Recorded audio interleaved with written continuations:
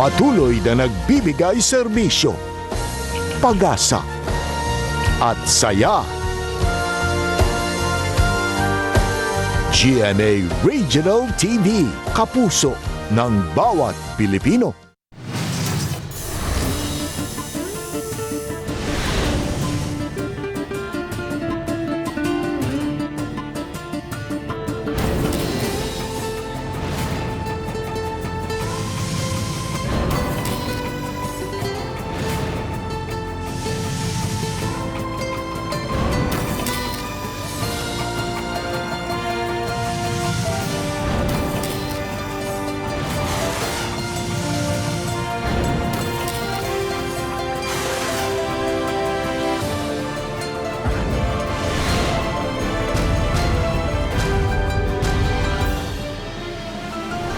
Ang GMA Regional TV, Balitang Bisdak. Mayong hapon na kinagin yung GMA Regional TV, Balitang Bisdak. Ang bugtong kasaligan, kasadigan o karangpan sa mga Bisaya. Ako si Bobby Nalsaro. Nga maghatod sa labing dako o mga nagunang balita nga minungdanon sa Central o Eastern Visayas. Ako si Alan Domingo. Ako si Cecil Kibod Castro, live sa GMA Complex sa Dakbayan sa Sugbo.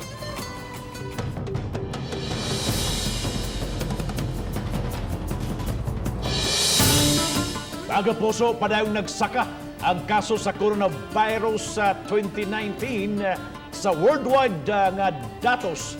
Miabot na og kapin sa 13 milyones ang natakbuyan sa maong virus. Dinis Pilipinas, bukabat na sa 57,000 ka mga kaso sa COVID-19 ang na-record. 13,000 sa mga kaso nagikan sa Central o Eastern Visayas. Dinhi sa nasod, 1,599 na ang namatay sa COVID-19, diin 555 gikan dinhi sa Central ug Eastern Visayas. Si Femari Dumabog sa kinatibukang report.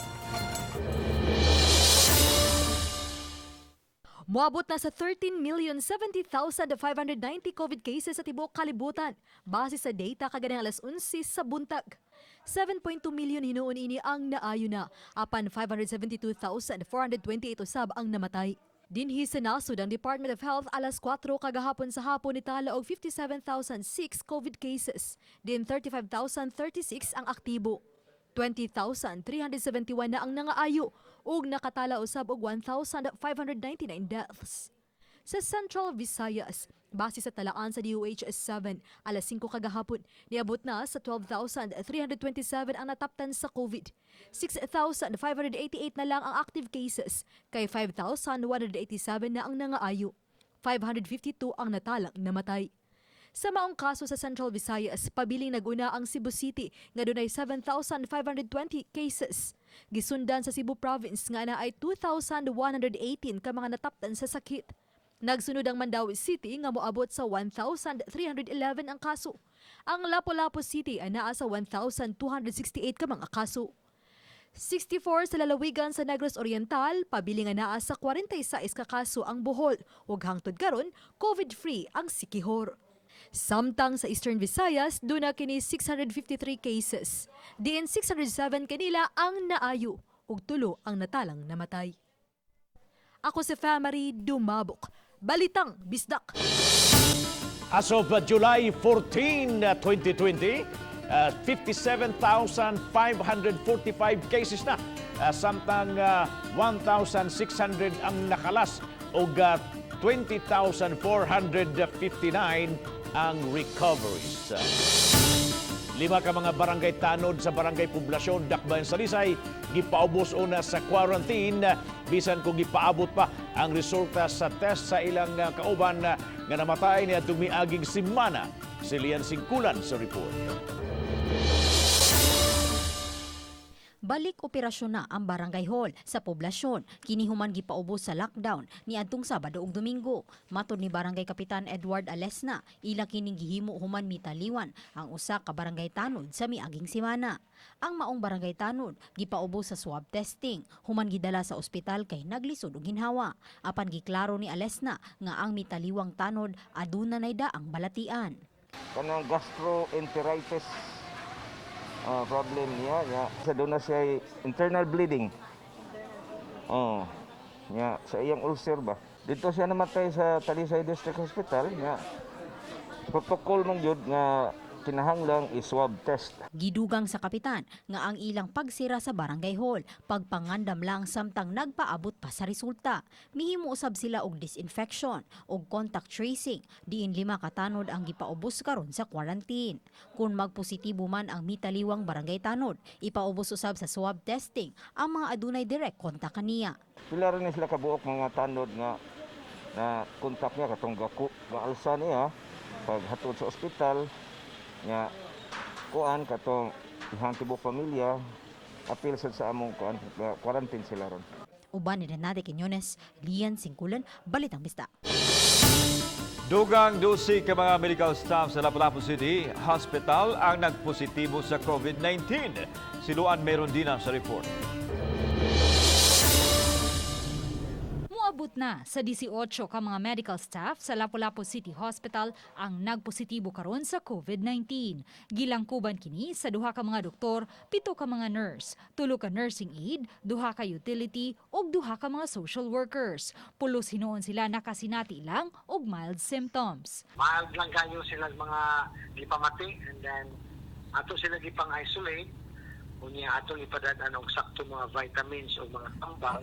Mato ni Dr. Ronald Oporto, hospital administrator, nga nangabot na hinuon ang augmentation gikan sa DOH-7. Naglakip kini sa 8 ka mga nurse ug 3 ka mga doktor. Miabag usab kanila ang 4 ka mga doktor gikan sa Santa Rosa Community Hospital sa Ulango Island. Munang medyo wala kayo ni Mount Pisot.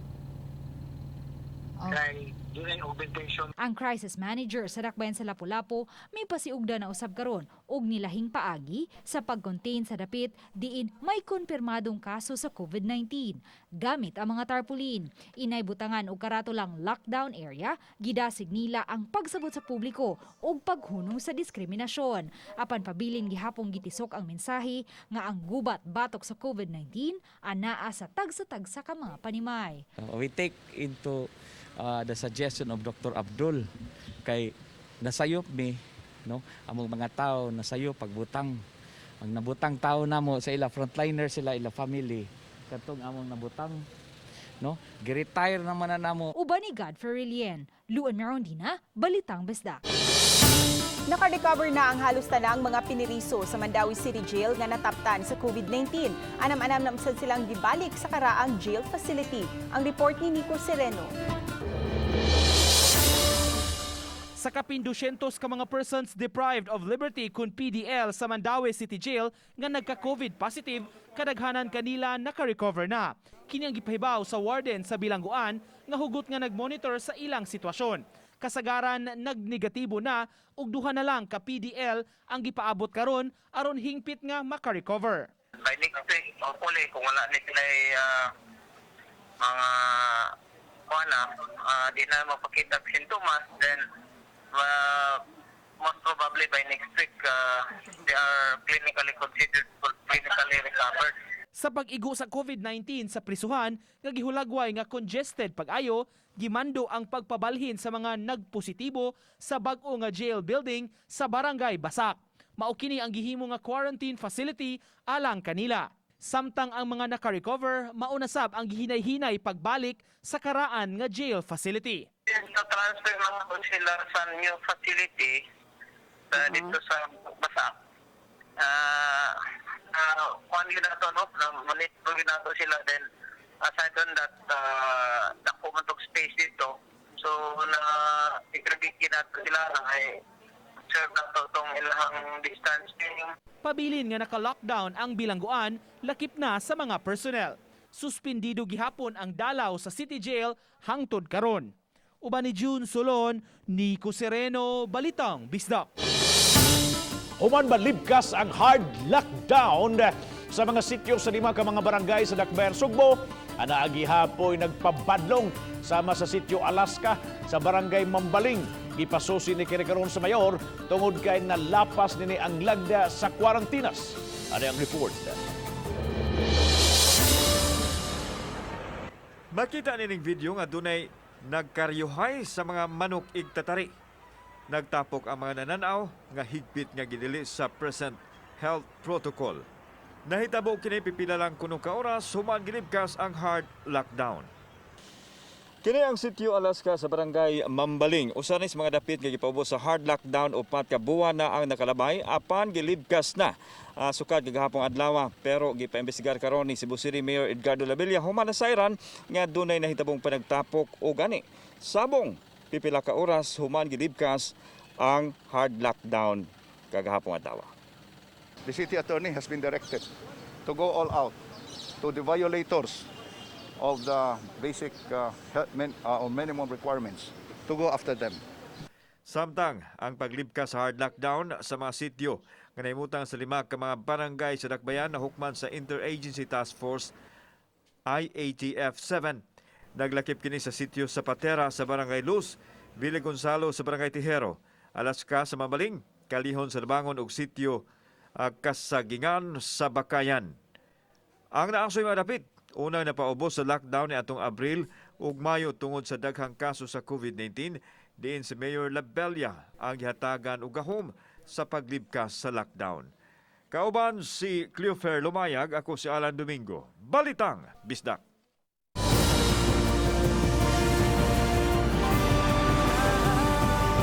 Kini ang GMA Regional TV Balitang Bisdak.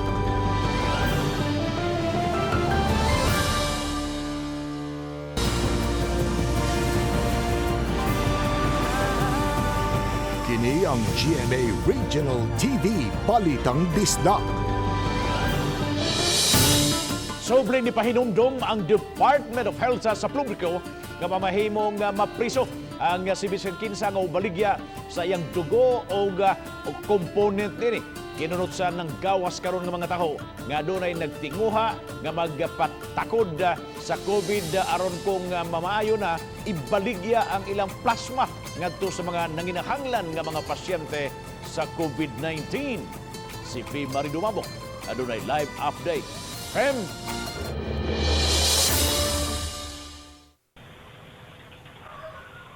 Bob, mao kanay pahinumdum sa DOH7 ngadto sa publiko nga dili gyud maayo nga mangandoy nga mataptan sa sakit nga dala sa COVID-19 kay aron lang kun mamaayo ibaligya ang plasma kay gawas nga kalapasan kini sa balaod dako usab kayo kining risgo sa kinabuhi. Kini si Gaylord Avis, usa sa mga COVID survivors. Kinsa ni padayag nga andam siyang mo-donate og dugo og bisa ng iyang healthy plasma. Apan iyang giklaro, dili kini niya ibaligya kun dili donate o tiunay nga pagtabang. Kutob sa makiter na ko lang o dili lang din problema sa screening sa hospital o sa mga doctors, willing good kayo po mo share sa akong plasma to save a life. Kini mo'y hangyo sa Department of Health sa nagpadayon nilang blood donation drive. Mato ni Dr. Mary Jean Loreche nga wa man sila nadawat nga reklamo apan nakadawat sila og taho sa mga tao nga gusto nilang magpatakod og COVID aron makabaligya sa ilang plasma. It's just like you are cursing yourself, unnecessarily exposing yourself to something that you don't even know if within your system, your immune system, kaya nimo or dili labanan ang COVID. Giklaro sabi Dr. Loreche nga dili tambal ang convalescent plasma sa mga nasakit sa COVID. Hinuno sa kini sa makatabang batok sa infeksyon sa mga ikaw ma-immune na sa kagaw. An addition nga atong ihatag sa usa ka tawo nga naay sakit sa COVID. Based on the premise nga ikaw nga nagsakit ka sa COVID, naulian ka, ang imong lawas ning produce og neutralizing antibodies which are proteins, ug kana siya ato na siyang ihatag. Dili usab basta-basta nga makadonar sa plasta kaduna kini daghang test o screening nga himuon ug dili usab si bisan kinsa na lang nga COVID survivor ang makadonate. Bob, gihingusgan karon padayon ko hingusgan sa DOH7 ang blood donation campaign uban ng mga partnered agencies. Kini dili lang alang sa mga COVID patients apan lakip na usab sa mga uban pang pasyente nga adunay nagkalain-laing mga sakit. Bob? Thank you so much sa Faye Marie Dumabok sa imong live report. 21 ka mga sundalo nga sakop sa Trio 2nd Infantry Brigade nga nagbase sa Tanhay, Negros Oriental nagka-COVID-19. Gikan ang maong mga sundalo sa sugbo kay temporaryong miabag samtang naka-ECQ ang Cebu City. Apan dihang gipapauli na ni atong June 23. Adunay mga nagka-flu-like illness o dihang gi-swab test nagpositibo sa COVID-19 o nakakwarantina sila sa pagkakaroon. Sa Pikasbahin, taga Bayawan City, Canlaon City ug lungsod sa Mabinay nga locally stranded individual mao'y bag-ong positibo sa Negros Oriental. Sa 80 na ang COVID-19 cases sa lalawigan, 35 ang aktibo, 22 naka-recover ug 3 ang namatay. Nakita ng usa ka patay nga leatherback sea turtle sa Kataban Island sa lungsod sa Talibon, Bohol niadtong Domingo. Matud ni Elpidio Palaca, Community Environment and Natural Resources Office Consenro Talibon, nga ang maong pawikan walay tag ug adunay gibug-aton nga 200 kilos. Aduna kini gitas-on nga 1.9 meters ug gilapdon nga 160 centimeters. Patay na hinuon kining nakit-an samtang na aud sa fishing net ni Edgardo Abiliar. Dali usab biya kining gitaho ngadto sa munisipyo sa Talibon. Ang leatherback sea turtle gikonsiderar nga talagsaon o giingong labing dako nga pawikan. Usa kini ka protected marine species kay peligro na kining mahurot. Matud pa ni Department of Environment and Natural Resources Provincial Director Charlie Fabre, dadon ang maong pawikan karong Miyerkules sa Tagbilaran City kay plano sa National Museum of the Philippines Bohol nga i-preserve kini for scientific and exhibition purposes.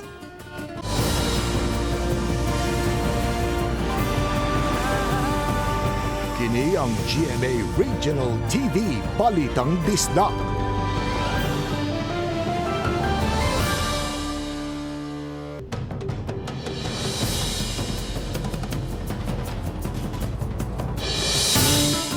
Ugma na mapupos ang 15 ka adlaw nga enhanced community quarantine ECQ sa Cebu City.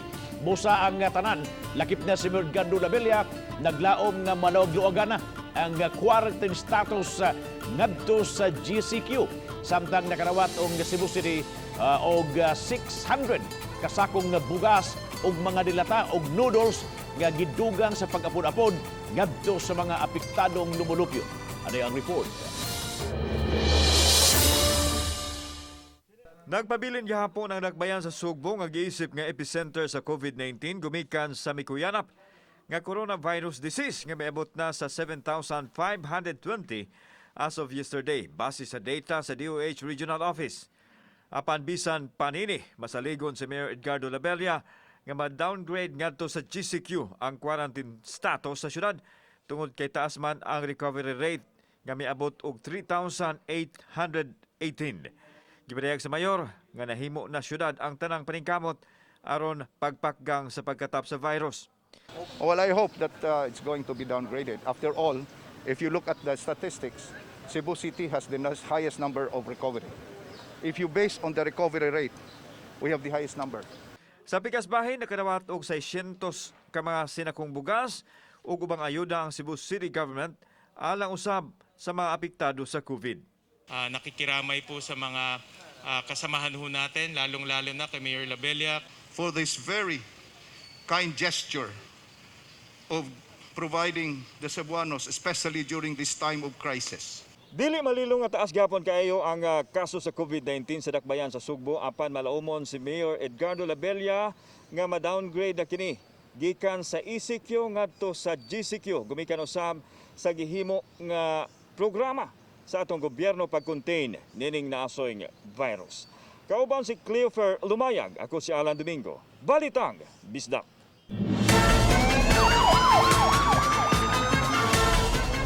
21 anyos patay human gituang nahilo ni kaon og isdang tamban tuloy didto kini nahitabo sa Kampalanas sa Lasi, Siquijor. Ang biktima estudyante sa kolehiyo og dako paunta kaayo og pangandoy sa kinabuhi ug alang sa pamilya. Way panginabuhian ang amahan tungod sa pandemya. Kauban ang mga paryente na nagat lang unta si Kevin Vidal aron makapalit og bugas. Nikaon kini sa klase sa isda kag gitawag sa ila og tamban tuloy og gidudahang maoy dakong hinungdan sa iyang kamatayon. Human nahilo wa magdahom ang pamilya nga daghan ang nihatod sa lubong ni Kevin nga giulagway nga buutang ulitaw. Unya ang sobra gani sa isda nga amo ang nakaon niya akong gilabay munang nakakaon ang among iro namatay man gani. patambalan mo na kayo para mabuhi, wala na jud kaagwanta, matay na jud man sir. Mactan Airlines Operators Council nanawagan niya to sa IATF nga unta tugutan ng mga biyahe ang mga foreign carriers nga regular nga nag-operate sa Cebu Airport. Si Luan Merundina sa report. Sukad Hunyo 19, operational na ang molecular lab sa Mactan Cebu International Airport. Mamahimo kining makatest og 1,500 ngadto sa 3,000 ka mga swab samples matag adlaw. Ang Mactan Cebu International Airport lang ang adunay kaugalingong molecular lab sa tanang tugpahanan lukop nasod nga accredited sa DOH ug RITM. Apan hangtod karon, bugtong mga sweeper o repatriation flights pa lang ang gitugutan. That decision again remains within the purview of the IATF, the DOTR, and the national government. We are just waiting again for information from them when international commercial flights are already allowed. Ang Mactan Airlines Operators Council miduso na og application sa IATF aron subling maka-operate apan hangtod karon wala pa sila'y nadawat nga tubag. Matud sa Mactan Airlines Operators Council sa kadaghang mga Pinoy karon nga nangawadan og trabaho sa nagkadiyang bahin sa kalibutan, dakog tabang unta sa gobyerno kun subling matugutan ang mga foreign carriers nga regular nga nag-operate dinhi sa Mactan Airport nga subli na usab sila maka-operate aron usab mas daghang kapilian nga masakyan ang mga na-stranded nga mga pasahero. Most of Europe destination is open na to accept mga Pilipino natin. So kailangan din nilang magkaroon ng masasakyan from here, from Cebu, going to those countries. Lakip sa ilang gihangyo nga unta, mabahin ang mga pasahero nga motugpa sa Subo matag adlaw sa mga foreign carriers, subay sa kapasidad sa molecular lab. Sana mapaghatian ito para patas naman sa lahat ng mga airlines na nag-ooperate dito sa atin. Hindi lang Philippine Airlines. Uban ni Godfrey Rilien, Luan Merondina, Balitang Bisdak. Mga residente sa Mandaue mamahimong makapahimo sa libreng bakuna batok sa influenza ug pneumonia. Nadawat na sa City Health Office ang mga vials sa flu ug pneumonia vaccines gikan sa Department of Health. Libuan ang mamahimong makapahimo sa kapin 500 ka mga vials sa flu vaccine nga gihatag sa syudad. Gisugdan na sa City Health ang pag-apod-apod niini ngadto sa mga barangay health centers. Sa mga gustong magpabakuna, adtura sa mga barangay health center makig-alayon aron libre nga mahatagan niini. Hinuon gipaniguro sa syudad nga ang unang matagaan sa bakuna mao ang mga frontliners ug mga senior citizens nga nagkinahanglan og proteksyon tungod sa sakit. Sige namin panghatag ani niya. Actually, ang mga ubang senior citizens dili mo dawat kay mahilantan. Pero karon this time nagpa-injection na gid sila. Inadlock na. Oh, nya ang kanisang kuan influenza yearly sa gid ni siya kay every yearly lain man ni siya kanang strain. Daghang mayong mga lungsuranon ang mitabang sa mga nabiktima sa sunog sa barangay Kansohong, Dakbayan sa Talisay. Sama na lang ning pipila ka mga individual nga temporaryong gipapuyo sa usa ka apartment aron na dunay tarong nga katulgan. Si Lian Singkulan sa report. Among naabtan nga nanghakot kining usa ka residente sa ilang kagamitan pasulod ning usa ka apartment. Matud pa nga maayo na lang nga medyo mugaan-gaan unya ang ilang pagkatulog human adunay maayong lungsuranon nga mitanyag kanila aron kasamtangan papuy-on sa usa ka apartment sud sa pipila ka adlaw. Matud sa barangay kapitan sa Kansuhong, gitanyag kini sa tag-iya mintras wa pay nag-abang. Ubay-ubay ang gipapuyo niini aron makapahimutang sila og tarong ilabi na ang mga bata. Mintas tanto nga wala pay nag-abang sa apartment. Mga bata, siguro lang patol sa dito pa, paistaon. May offer lang sila nga makastay sa amin dire kanang for temporary ra simantras kanang wala pa ang kuan balay. Mapasalamaton sila nga may mas tarong silang kapuy-an bisan temporaryo lang ilabi na ning panahon sa pandemya. Pasalamat sa go. Kay napod may karang matulgan, patay mis karatol, wag gyud may magian din. Ngit-ngit kayo pa ang mga suga inana. Samtang daghan usab ang mitunol og hinabang diin gimontar kining usa ka tent nga gihimong drop-off area aron di maglisod ang mga mohatag pagpaabot og ayuda sa mga nasunugan. Uban Renate Quiñones, Dian Singkulan, Balitang Bisdak.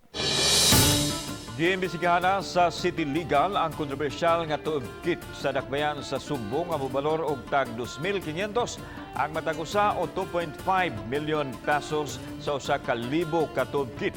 Apang giklaro ni Mayor Edgardo Labella nga dihang gipresentar kaniyang idea wa siya mosugot tungod sa kamahal sa presyo. Busa gihatag na lang kini isip donation ngadto sa Cebu City gikan sa wa pa mabutyag nga donor.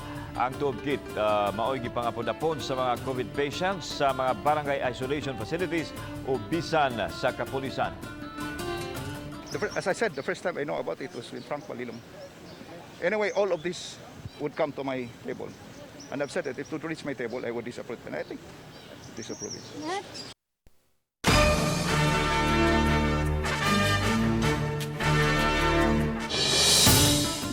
Anyos nga taga-Dakbayan sa Lapu-Lapu nakigtigi na sa mga professional artists gikan sa kanasuran nga sakop sa Southeast Asia. Ang iyang gibida ang nabantog nga adtuan sa mga tao ang Simala Shrine sa Cebu nga. Kini ang report ni Femari Dumabo.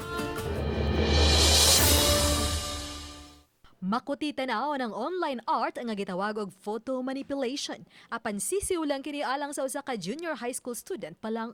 Siya mao si Carl Ko, taga-Dakbayan sa Lapu-Lapu, 16 anyos ug incoming grade 11. Apil siya sa top 6 sa mga partisipante ug nidaog pa sa nagkadiyang kategorya sa International Map Design Contest sa usa ka world-renowned online game. Ang subject niya sa map design mao ang Simala Shrine sa lungsod sa Cebu nga. They want us, the players, to create almost an in-game map since they want they want us to show our creativity, Simala. And then I thought, heaven equals church plus clouds. And then para sa overwatching part, ako lang ipa picture stick kamay with, spaceships and... Sa 18 ka mga entrante, ang 17 puros mga professional artist ug si Ko lang ang minor de edad. Giangkon ni Ko nga daan na siyang mahiligon niini tungod sa iyang pagkakuryoso ug mahilig mo explore sa teknolohiya. Gani usa siya sa mga nisalmo sa robotics competition sa mga niaging tuig. Apaning panahon sa quarantine, gawas nga mahiligon siya sa online games, sa iyang pag-search online, iyang nakatunan ng photo manipulation alang sa map design. Quarantine gave me so much opportunity to learn more about multimedia because actually freelance graphic designer na ganit ko. My clients are getting actually a bit branded na. And then not only that, nakatulog ng animation. Ni ay iyang tambag sa ubang kabataan aron mahimong mabungahon ang pag-quarantine ug ang kanunay nga pagatubang sa social media. Simple Google search can go a long way. Tutorials are vast. The internet has a lot of resources, so don't be afraid lang to use them. Uban ni Cleofer Lumayag, ako si Femari Dumabok, Balitang Bisdak. Mga kapuso, inyo makita kining mga episode sa official website sa GMA Regional TV sa www.gmaregionaltv.com. Bisitaha usab ang atong official YouTube channel GMA Regional TV ug i-click ang subscribe button alang sa mga init ug mga nagunang mga balita ug kasayuran gikan sa mga rehiyon. Daghang salamat sa mga kapuso nato apil na sa gawas sa nasod nga nagisayon sa mga dagko ug mga nagunang balita sa rehiyon. Ako si Alan Domingo. Ugi ka namang tanan din sa Central ug Eastern Visayas. Ako si Cecil Kibon Castro. Ang inyong balita, ang among balita, tungod kay matag lokal nga balita mahinungkano. Kini ang inyong GMA Regional TV Balitang Bisdak. Buong puso para sa Pilipino. Ako si Bobby Nalsaro. Maayong hapon mga kapuso.